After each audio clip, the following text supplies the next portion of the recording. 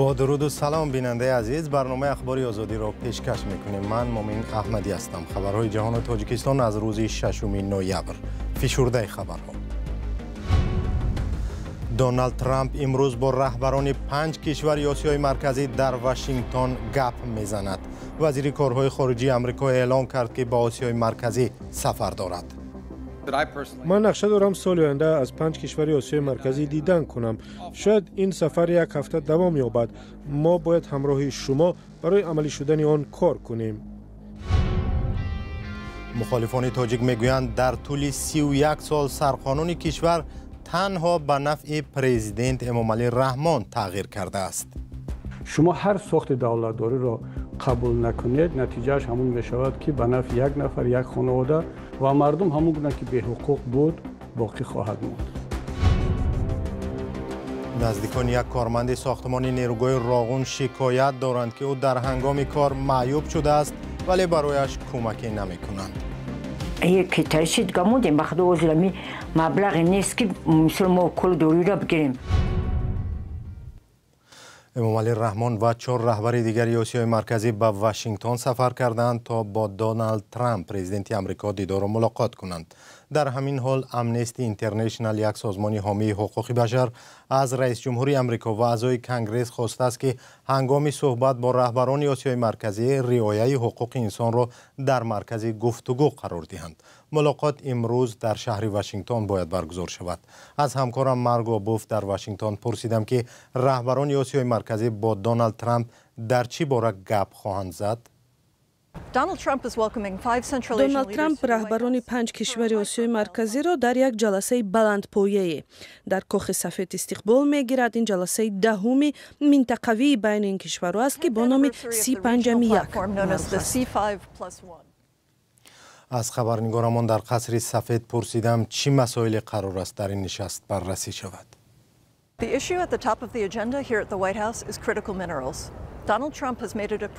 در مرکز بررسی های نشست کاخ سفید استخراج و کارکرد معدن های طبیعی نادر قرار دارد.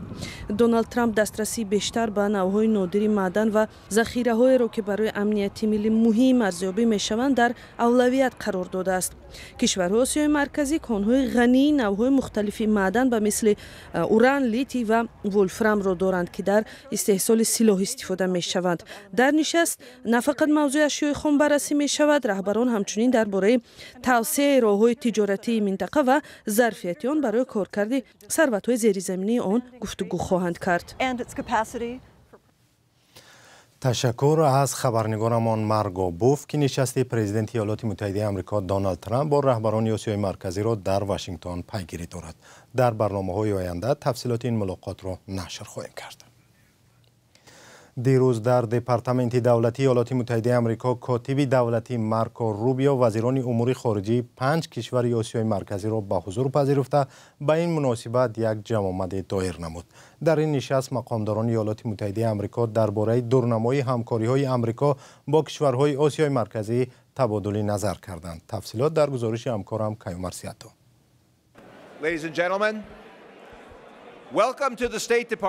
جمع آمدی با تنتنه به مناسبت زیارت وزیران امور خارجه 5 کشور آسیای مرکزی را معاون کاتب دولتی یا وزیر امور خارجه آمریکا کریستوفر لنداو افتتاح کرد. او از سفرش به 2 کشور منطقه ازبکستان و قزاقستان یاد آورد. امکانات بزرگ داریم، امکانات خوبی رشد همکاری ها وجود دارد. به فکرم این یک دوره هیجان آور رشد همکاری های آمریکا با کشورهای آسیای مرکزی می باشد. ما بسیار خوشحالیم که رهبران 5 کشور در واشنگتن حضور دارند و پگاه رشد همکاری ها را بررسی می کنند. ما همچنین افتخار داریم که وزیران کارهای خارجه این 5 کشور امروز با ما اند. لنداو یادآور شد که او هفته گذشته همراه فرستاده خاص پرزیدنت آمریکا در امور آسیای مرکزی سینخیا گار به ازبکستان و قزاقستان سفر داشت. گار در نوبت خود گفت که ایالات متحده و کشورهای آسیای مرکزی صحیفه نوی را در روابط بین همدیگری باز خواهند کرد. وی در مراجعتش به وزیران خارجه آسیای مرکزی گفت حضور شما در این تالار شهادت آن است که ما آینده کشورهای آسیای مرکزی را همچون کشورهای صاحب استقلال و شکوفان می‌بینیم. همچنان شاهدانیم که رهبران آمریکا در پی رشد روابط اقتصادی و استراتژی با آسیای مرکزی می‌باشند. این عمل منفعت کارگران و شرکت‌های آمریکایی را پیش برده انعکاس ارزش‌های ما خواهد بود. در این نشست جیم ریش رهبر کمیته روابط خارجی سنا مجلس بالایی کنگره آمریکا که در رشد روابط ایالات متحده با کشورهای آسیای مرکزی در چارچوب 35.1 سهم دارد سخنرانی کرد. او گفت که هفته روان کمیته آنها سند را برای قبول به سنا ارسال کرده است که راه را برای رشد همکاری‌های آمریکا با کشورهای آسیای مرکزی باز می‌کند. اینجا من همراه با سناتور دین و دیگر همکارانم میباشم. ما هفته روان پیشنویس سندی را برای تصویب سناتوران فرستادیم که مانع‌ها در تجارت با کشورهای آسیای مرکزی را از بین میبرد. این از اعتبار ساقط شدن محدودیت جکسون وینیک میباشد. در پایان ملاقات با وزیران امور خارجه آسیای مرکزی، کاتب دولتی مارکو روبیو اظهار امید کرد که نشست امروزه رهبران در واشنگتن با نتیجه های نظررس به انجام می رسد، زیرا رهبران از این ملاقات انتظاری های بزرگ دارند. من نقشه دارم سال آینده از 5 کشور آسیای مرکزی دیدن کنم. شاید این سفر یک هفته دوام یابد. ما باید همراه شما برای عملی شدن آن کار کنیم. با همین نشست در دپارتمنت دولتی آمریکا به پایان رسید و همه انتظار نتیجه نشست امروزه دونالد ترامپ با رهبران قزاقستان، قرقیزستان، تاجیکستان، ترکمنستان و ازبکستان هستند.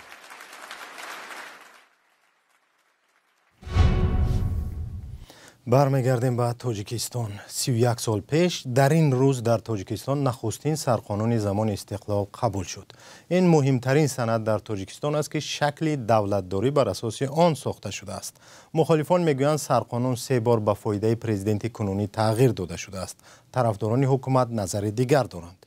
اسکندر خواجه میرزاده گزارش تهیه شده همکارانم را تقدیم میکند. عاقبت پیشنهاد کنند دپوتات‌ها که با کنستیتوسیا تغییرات وارد کردن در کار، همین 7 آواز را کوتا پایان میکنیم، از نه با آواز میمونیم، تمام قبول. کار محکم که هیچ نکنید. برای رفتن من کنستیتوسیا را تغییر ندید. امام علی رحمان در روز قانونی اساسی در سال 2024 از قهار محکموف پرزیدنت سابق تاجیکستان برای تغییر ندادن این سند ستایش کرده است. حرف‌هایی که حالا جانبدارانش در آستانه تجلیل از 31مین سالگرد قانون اساسی در شبکه‌های اجتماعی تبلیغ می‌کنند. توصیف از عملی که در 31 سال برعکس آن صورت گرفت. کنستیتوسیای تاجیکستان 3 بار تغییر یافت. کنستیتوسیای سال 2016 نظر کنید، دادن عنوان پیشوای ملت، اساسگذار صلح و وحدت و دیگر دادن دخل ناپذیری بر رحمان و خانواده او، این چنین اختصاص دادن یک مقدار بودجه دولت به خاطر تبلیغ و تشویق پیشوای ملت و موزه و مصرف‌ها و خانواده او، این هم از دلالت از آن می‌دهد که پرزیدنت رحمان و خانواده او را از قانون و سندهای ملی حقوقی بین‌المللی بالاتر گذاشتگی هستند. تمام این تغییرات ها به خاطر یک هدف انجام شدن. این هم باشد تحکیم حاکمیت شخصی و حاکمیت خانوادگی و به میراث گذاشتن این حاکمیت به فرزندان یا اهل عائله، و باید که در سطح قانونی اساسی این به میراث گذاشتن باید از لحاظ قانونی آماده شود. سرقانون تاجیکستان در 2 تغییر اول مهلت پرزیدنتی را از 2 5 ساله به 2 7 ساله تغییر داد و در آخرین دیگرگونی آن را بمحدود کرد و به امام علی رحمان مقام پیشوای ملت داد و امکان فراهم آورد که بمحدود پرزیدنت انتخاب شود. در ابتدای راه نیز در سال 1994 پس از 2 سال نظام پارلمانی که عملاً حکومت در اختیار امام علی رحمان رئیس پارلمان آن زمان بود، با تغییر کنستیتوسیا نظام پارلمانی به نظام پرزیدنتی تبدیل یافت. امام علی رحمان این تغییر را نجات تاجیکستان دانسته است. اگر همین این سود نبشید، نه اقتصادیات روش میکرد، نه ملت سرجم میشه، نه دیگر. مخالفان تغییر نظام دولتی را در اولین طرح قانونی اساسی آغاز حکومتی خودکامه می‌دانند. ساختار پارلمانی توازن سیاسی را در تمام ساختارهای دولتی و شاخه‌های حاکمیت تامین می‌کرد و اجازه نمیداد که یک نفر حاکمیت را غصب کند و حکومت تاجیکستان را خانوادگی کند و این ضد منافع امامعلی رحمانوف بود و به این خاطر ساختار پارلمانی تاجیکستان به امامعلی رحمانوف خوش نبود و این را تغییر دادند. البته از نگاه بنده یک ساخت دولتداری جمهوری نیم پرزیدنتی و نیم پارلمانی مساوی‌تر می بود، اما مهمترین نکته این است که تا کجا این دولت دموکراتی است و حاکمیت از مردم وابسته است. در شرایط کنونی تاجیکستان تا وقتی که امامعلی رحمان در قدرت است، شما هر ساخت دولتداری را قبول نکنید، نتیجهش همون می شود که به نفع یک نفر، یک خانواده و مردم همون گونه که به حقوق بود باقی خواهد ماند. شماره شهروندانی که در رای پرسی مقامات تاجیکستان میگویند این کشور دموکراتی و حقوق بنیاد است و قانون اساسی آن را ضمانت می‌دهد. سازمان‌های بین المللی و بعضی از کشورهای غربی برعکس حکومت تاجیکستان را خودکامه و سرکوبگر می‌نامند. نزدیکان یک مرد در ناحیه شمس‌الدین شاهین شکایت دارند که سرابان خانواده هنگام کار در محل ساختمان نیروگاه راغون معیوب شده، حالا در خانه بستری است ولی هیچ کمکی نمیگیرد، در حالی که با گفته آنها در اول وعده شده بود اگر شکایت نکنند یاری خواهد شد. شکایت آنها را محمود جان رحمتزاده پیگیری کرد و حالا گزارش او را می‌بینیم.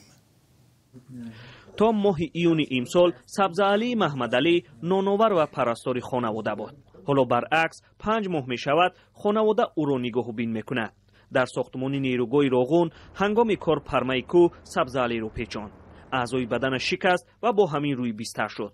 مادرش میگوید حالا خانواده پولی ندارد او را تبابت کند.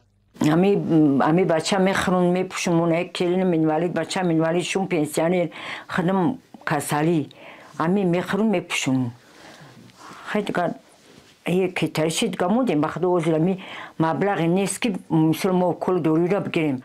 سبزعلی محمدعلی در راغون کارمند شرکت تگین بوده است. در اول به خانواده اش وعده کمک کرده اند ولی هیچ یاردمی نشده است.